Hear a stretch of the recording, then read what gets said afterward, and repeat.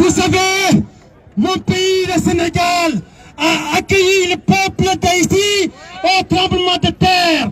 Nous sommes le même peuple, nous sommes tous des Noirs et nous sommes fiers d'être ce que nous sommes. Mes chers frères, peuple d'Haïti, lançons ce message à la maudite communauté internationale qui commande des meurtres, qui commande des assassinats. Ils vont assassiner le peuple d'Afrique, mais le peuple d'Afrique naîtra de ses cendres. Vive l'Afrique! Vive le peuple haïtien! Et je vais terminer sur ça, mes frères haïtiens. Sachez que, à travers le Sénégal, à travers toute l'Afrique dans son ensemble, nous sommes et nous resterons tous des Jovenel Moïse. Mes chers peuples d'Afrique, mes chers peuples haïtiens, comme l'avait dit Sankara, l'esclave qui n'est pas capable d'assumer sa révolte ne mérite pas que l'on s'apitoie sur son sort. Cet esclave répondra seul de son malheur si se fait l'illusion sur la condescendance suspecte d'un maître qui prétend le franchir. Seule la lutte libère, libérer le peuple africain et la lutte continue.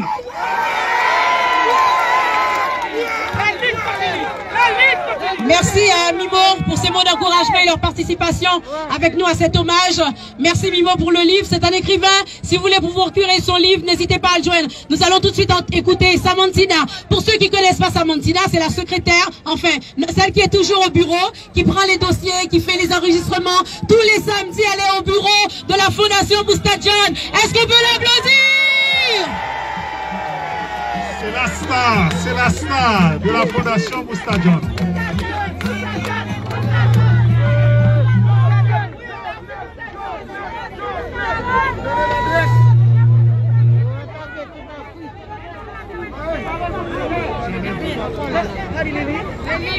Marie.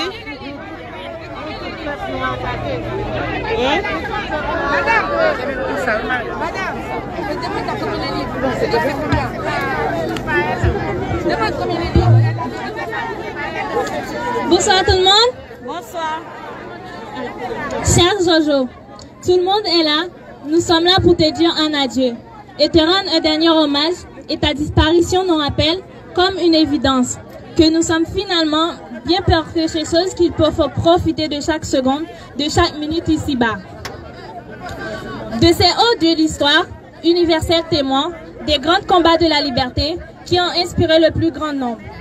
Toi, héritière de Toussaint Louverture et digne fils de Jean-Jacques Dessalines, qui est entré par ta bravoure dans notre histoire, dans nos vies et nos cœurs. Nous aurions aimé te parler en chair et en os, et mieux encore t'entendre nous parler et nous entraîner à transformer ton rêve pour Haïti. En réalité, mais nos visages rincés par des larmes intarissables, nous nous adressons à ton âme comme si tu étais prêt, pour te dire ce que nous ressentons. Porteur d'espoir, porteur du flambeau, valeureux du progrès, cher aux yeux de Victor Hugo, profondeur de notre esclavage maquillé, toi qui as battu pour la vie et la liberté, tu as récolté la mort, toi qui apportais la lumière dans nos lieux comme dans nos esprits et nos consciences, toi qui ouvris nos yeux sur nos plaies cachées et qui nous faisais comprendre notre misère, notre esclavage et nos lieux mortels. Tu nous as été ravis par les forces des ténèbres et de mort.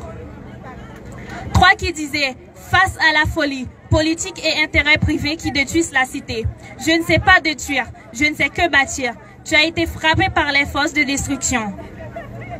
À tes adversaires, tu adressais un « je vous aime » sincère, mais ta main a été repoussée.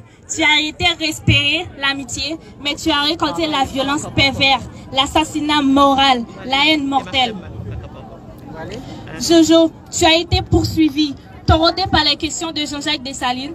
Et ceux-là, n'auront-ils rien? Alors, du pays de Voltaire, nous, cette partie du peuple, naïve, candide, gens simples, nous demandons maintenant que tu es mort. Est-ce qu'il nous faut renoncer à l'optimisme, renoncer à l'espoir? Tu nous as été ravis, alors qui maintenant va s'intéresser au sang?